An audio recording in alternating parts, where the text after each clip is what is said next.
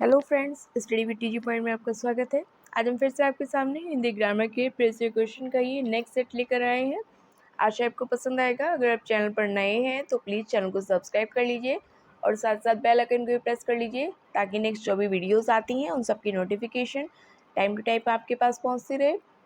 सबसे शुरुआत करते हैं आज की सेट की, जो कि हमारा सेट नंबर 4 है। अपभ्रंश भाषा के प्रथम व्याकरण आचार्य कौन थे? हम बिना किसी समय को गवाए फटाफट सेट को करेंगे और आगे भी जो हम सेट्स करेंगे, मेरे पास कुछ मैसेजेस आए हैं कि एक्सप्लेनेशन में टाइम वेस्ट मत करके और आप फटाफट क्वेश्चन सेट कराइए। तो मैं मोस्टली कोशिश करूँगी कि मैं एक्सप्लेनेशन ज़्यादा नहीं करके फटाफट आपके सेट कंप्लीट कराऊँ। इसलिए सबसे पहले क्वेश्चन है हमारा, अपभ्रंश भाषा के प्रथम व्याकरण आचार्य कौन थे? अपभ्रंश भाषा के प्रथम व्याकरणाचार्य, जो कि हमारा ऑप्शन चला जाएगा ऑप्शन नंबर बी, स्वयंभू, जो कि अपभ्रंश भाषा के प्रथम व्याकरण आचार्य थे। नेक्स्ट क्वेश्चन, मोहन लखनऊ से दिल्ली जा रहा है, वाक्य में कौन सा कारक है? संबंध, कर्ता, अधिकरण या अपादान? सिर्फ हम इसकी विभक्ति चिन्ह देखते चलते हैं, जो कि हमें रिवाइज करना बहुत ज़रूरी होता है। संबंध, काके की, रारेरी, संबंध कारक के होते हैं। कर्ता, ने विभक्ति चिन्ह, जो कि कर्ता से रिलेटेड होता है।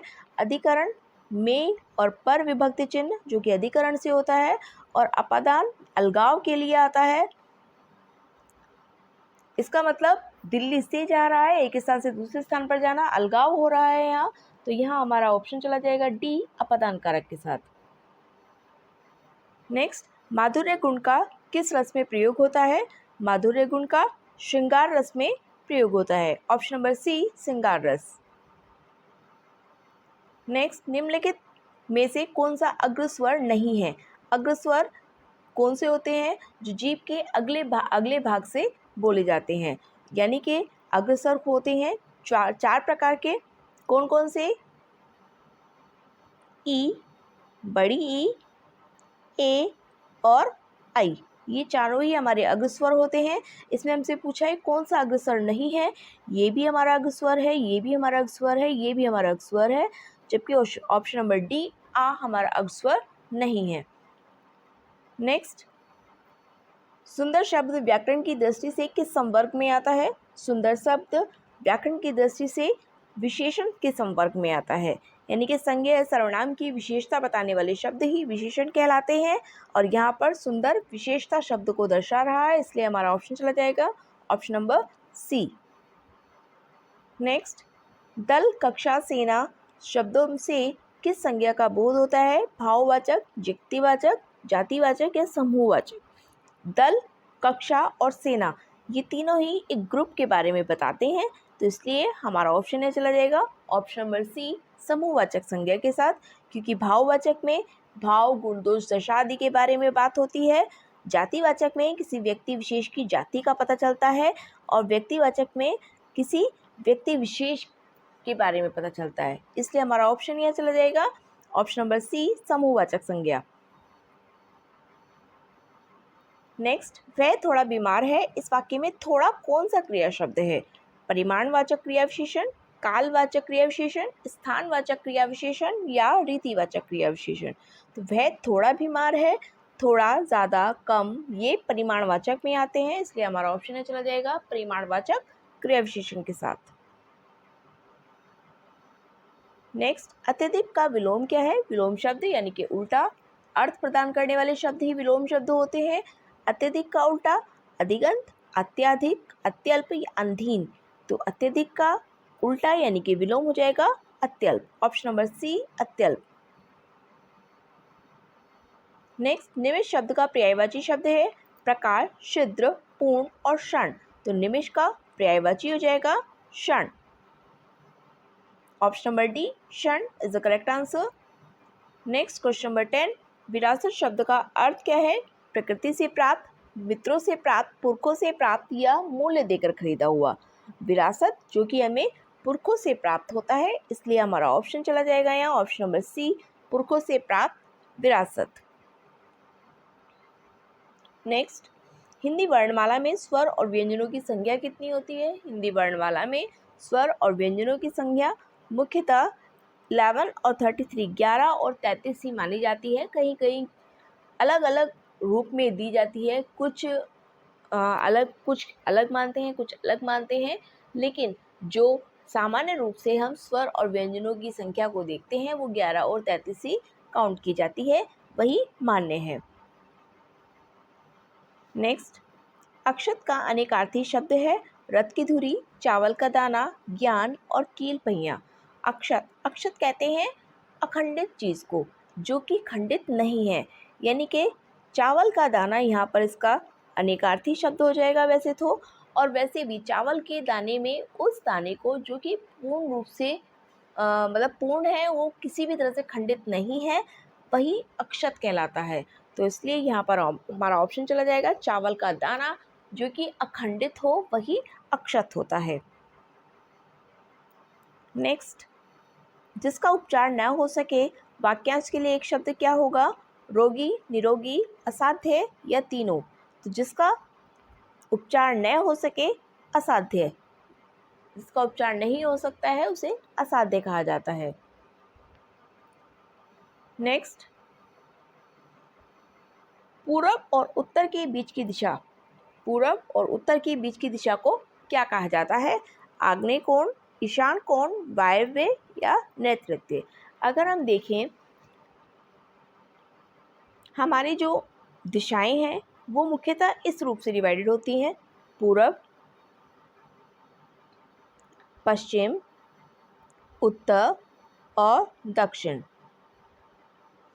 अगर हम पूरब और उत्तर के बीच की देखते हैं तो ये ईशान कोण के अंतर्गत आता है। उत्तर और पश्चिम के बीच की देखते हैं तो ये वायव्य, पश्चिम और दक्षिण नैऋत्य, और पूरब और दक्षिण के बीच की आग्नेय। हमसे पूछी है उत्तर और पूरब, यानी कि पूरब और उत्तर के बीच की, ये हो जाएगी हमारी बी, ईशान कोण। ये हमारी दिशाओं की डायरेक्शंस होती हैं कि इस दिशा और इस दिशा के मध्य की दूरी को या मध्य की दिशा को क्या कहा जाता है? तो ये हमारा नेक्स्ट, बिना पढ़ा हुआ अंश वाक्यांश के लिए एक शब्द क्या होगा? अपभ्रंश, अपठित, मौलिक या अपठनीय? बिना पढ़ा हुआ अंश वो होता है अपठित, जो कि पढ़ा नहीं गया है। अपठित, जबकि अपठनीय वह होता है जो पढ़ने योग्य नहीं है। तो इसलिए हमारा ऑप्शन यहाँ चला जाएगा ऑप्शन नंबर बी, अपठित के साथ। नेक्स्ट, किस अनुच्छेद के अंतर्गत देवनागरी लिपि में लिखी जाने वाली हिंदी संघ की आधिकारिक भाषा होगी? अनुच्छेद 343(1), अनुच्छेद 343(2), अनुच्छेद 343(3) और अनुच्छेद 343(4, जिसमें हिंदी को संघ की आधिकारिक भाषा घोषित किया गया है। ये ऑप्शन हमारा चला जाएगा अनुच्छेद 343(1) के अकॉर्डिंग, और इसमें 22 भाषाओं को ही मान्यता प्राप्त की गई है। नेक्स्ट, दो बैलों की आत्मकथा किसकी रचना है? भारतेंदु हरीशचंद्र, महादेवी वर्मा, रामचंद्र शुक्ल और प्रेमचंद। तो दो बैलों की कथा, जो कि ऑप्शन चला जाएगा मुंशी प्रेमचंद जी के साथ। नेक्स्ट, इनमें से कौन सा अल्प प्राण है? अल्प प्राण की अगर हम बात करते हैं, अल्प प्राण कौन कौन से होते हैं? पहला, तीसरा और पांचवा। वर्ग हमारे होते हैं मुख्यतः 5 प्रकार के: क, च, ट, त और प। ये वर्ग होते हैं। इन वर्ग में प्रत्येक पहला, तीसरा और पांचवा वर्ग जो होता है अल्प प्राण का, और दूसरा और चौथा महाप्राण का होता है। तो अगर हम देखते हैं क, ख, इसमें हमसे पूछा है अल्प प्राण है, तो पहला और तीसरा हमें देखना है, पहला, तीसरा, पांचवा देखना है। क, ख ये तो हमारा नहीं होगा। च, छ, च हमारा प्रथम वर्ण है, इसलिए ये हमारा होगा। क, ख, ग, घ ये भी हमारा नहीं होगा। त, थ, द, ध ये भी हमारा नहीं होगा, इसलिए हमारा ऑप्शन यहाँ पर चला जाएगा च के साथ, ऑप्शन नंबर बी, क्योंकि अल्प प्राण फर्स्ट, थर्ड और फिफ्थ ये तीनों ही हमारे जो वर्ण होते हैं ये अल्प प्राण के अंतर्गत आते हैं, जबकि दूसरा और चौथा वर्ण जो होता है ये महाप्राण के अंतर्गत आता है। नेक्स्ट, अयोगभाग की संख्या कितनी होती है? अयोगभाग 2, 4, 3 और 5 अयोगभाग कितने प्रकार के होते हैं? ये आपको हमें कमेंट बॉक्स में बताना है कि कौन कौन से होते हैं। अयोगभाग होते हैं मुख्यतः 2 प्रकार के। कौन कौन से होते हैं ये आपको हमें कमेंट बॉक्स में बताना है। नेक्स्ट, पाठशाला शब्द क्या है? रूढ़ शब्द, मिश्रित शब्द, संकर शब्द और योग रूढ़ शब्द। तो पाठशाला शब्द क्या है? पाठ और शाला यानी कि पढ़ने वाले, शाला यानी कि पढ़ने का स्थान पाठशाला होता है। ये 2 शब्दों से मिलकर बना है, पाठ धनशाला। तो यहाँ पर ऑप्शन नंबर सी संकर शब्द, क्योंकि संकर शब्द जब 2 अन्य भाषाओं से मिलकर बने हुए शब्द एक शब्द का निर्माण करते हैं तो 2 शब्दों से मिलकर बनने वाले शब्द ही संकर शब्द कहलाते हैं। रूढ़ और मिश्रित क्या होते हैं? रूढ़ शब्द जिसको खंडित करने के बाद कोई विशेष अर्थ ना बने, मिश्रित जहाँ पर एक वाक्य दूसरे वाक्य के ऊपर आश्रित होकर बात करता है, और योग रूढ़ जहाँ पर किसी शब्द से हमें किसी अन्य शब्द की उत्पत्ति होती है। यानी कि हमारा यहाँ ऑप्शन चला जाएगा ऑप्शन नंबर सी संकर शब्द, क्योंकि पाठशाला 2 अन्य भाषाओं के शब्दों से मिलकर या मेल से बनने वाला शब्द है। मोहन का भाई आया है वाक्य में कौन सा कारक है? मोहन का, यहाँ पर हमें विभक्ति चिन्ह अगर हम देखते हैं, का विभक्ति चिन्ह हमें देखने के लिए मिलता है। संबंध कारक, करण कारक, अधिकरण और अपादान। करण कारक से विभक्ति चिन्ह के बारे में बताता है, अधिकरण में और पर विभक्ति चिन्ह के बारे में बताता है, अपादान अलगाव या से के लिए बताता है यानी कि पृथकीकरण के लिए बताता है।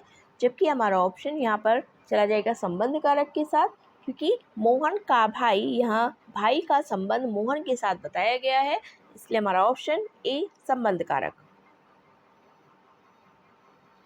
निम्न में क्वेश्चन नंबर 22, निम्न में सभी अघोष वर्ण हैं। इसमें हमें सभी अघोष वर्ण कौन कौन से हैं ये बताने हैं। ख, च, ट, क, ग, म, त, प, न और क, द, ख। अघोष वर्ण कौन से होते हैं? ऐसे वर्ण जो कि प्रत्येक वर्ग के क, च, ट, त, प, इस प्रत्येक 5 वर्ग के पहले और दूसरे वर्ण जो होते हैं वे अघोष वर्ण के अंतर्गत आते हैं, जबकि तीसरा, चौथा और 5वां जो वर्ण होता है वह सघोष वर्ण के अंतर्गत आता है। अगर हम देखें यहाँ पर पहला और दूसरा, क वर्ग में क ख, च वर्ग में च छ, ट वर्ग में ट ठ, त वर्ग में त थ और प वर्ग में प फ। तो यहाँ पर अगर हम देखते हैं ख जो कि दूसरा वर्ण होगा ये भी हमारा हो सकता है, च प्रथम है और ट ये भी प्रथम है, तो हमारा सघोष वर्ण अघोष वर्ण तो यही चला जाएगा। बाकी हम देखते हैं ये प्रथम में आएगा, ये तृतीय में आएगा, ये हमारा नहीं होगा। त थ द प फ म द ध न ये भी हमारा नहीं होगा। क ख हो सकता है लेकिन द नहीं होगा, इसलिए हमारा ऑप्शन यहाँ चला जाएगा ऑप्शन नंबर ए करेक्ट हो जाएगा। ख, च और ट ये हमारे अघोष वर्ण के अंतर्गत आएंगे। नेक्स्ट, लंबोदर में कौन सा समास है? अव्ययभाव समास, बहुव्रीहि समास, द्वंद्व समास और तत्पुरुष समास। अगर हम देखें तत्पुरुष समास में हमें विभक्ति चिन्ह का लोप देखने के लिए मिलता है। द्वंद्व समास में हम योजक चिन्ह देखते हैं और साथ ही साथ जो दोनों शब्द होते हैं हमारे वो या तो प्रीतार्थी हो या समान शब्द हो। अव्यय भाव हमें क्या मिलने, इसमें प्रथम पद अव्यय देखने के लिए मिल सकता है। बहुव्रीहि में हमें तीसरे यानी कि अन्य वर्ण की उत्पत्ति देखने के लिए मिलती है। इसलिए लंबोदर, लंबा है उदर जिसका, अर्थात किसके बारे में बात की गई है? गणेश। तो यहाँ पर जहाँ अर्थात के बारे में हमें पता चलता है, अर्थात के रूप में हमें एक नए शब्द की, नए अर्थ की उत्पत्ति होती है, वहाँ बहुव्रीहि समास होता है। इसलिए हमारा ऑप्शन है चला जाएगा बी बहुव्रीहि समास के साथ। नेक्स्ट, प्रकृति के सुकुमार कवि किन्हें कहा जाता है? महादेवी वर्मा, विद्यापति, सुमित्रानंदन पंत और भारतेंदु हरिश्चंद्र।